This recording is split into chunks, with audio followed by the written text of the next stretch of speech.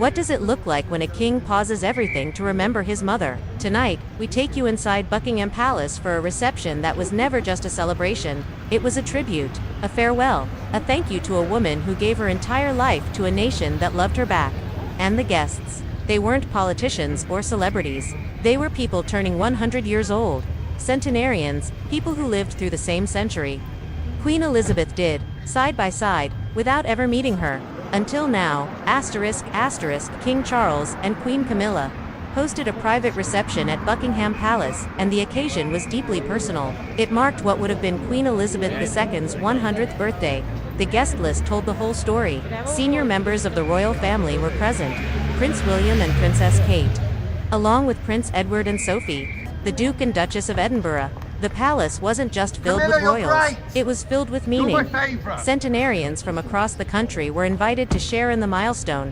People who, like Queen Elizabeth, were marking 100 years on this earth. Some were celebrating their birthdays on the very same day, and alongside them, representatives from the charities closest to the late Queen's heart: Cancer Research UK, the British Red Cross, organizations she spent decades supporting, now gathered to honor her memory one more time. Now here's where this event becomes something you won't forget. Watch King Charles move through the room. He's not rushing, he's not performing, he's genuinely stopping, looking people in the eye, asking real questions. One guest is turning 100 today, the same day as the late Queen. Charles pauses. "That's marvelous," he says, and you can hear it in his voice, he means it. He asks if people are being well looked after. He leans in when they speak softly. He remembers. These are the moments that never make the headlines, but they should. There's something quietly remarkable about watching a man who just lost his mother stand in her palace and pour warmth into strangers who are the same age she would have been. Queen Camilla was equally present throughout the reception, moving through the room with ease, offering birthday wishes, making guests laugh. There's a lightness to Camilla in these moments. She's been the subject of so much public scrutiny over the years, but watch her here, relaxed, genuine, at home in a room full of strangers who all seem glad she's there. It's a side of the monarchy that rarely gets airtime. Not the ceremony, not the protocol, just people in a palace being human with each other.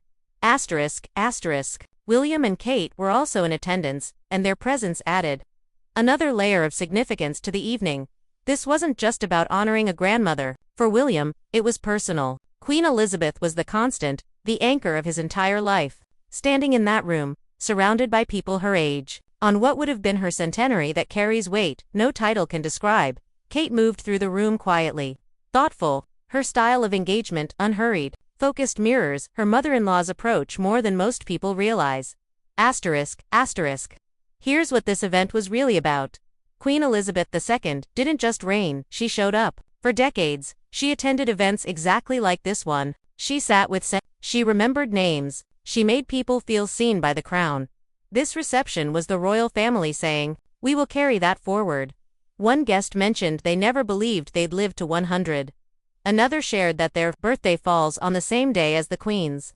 In a room full of strangers, there was a thread running through everything: time, survival, service, memory. And at the center of it, a king who lost his mother not long ago, hosting her birthday party in her palace, for people who remind him of her.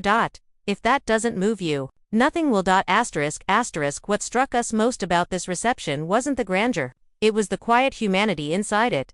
A king who chose to mark his mother's 100th birthday, not with a state ceremony, but with cake, conversation, and a room full of people who'd lived as long as she would have.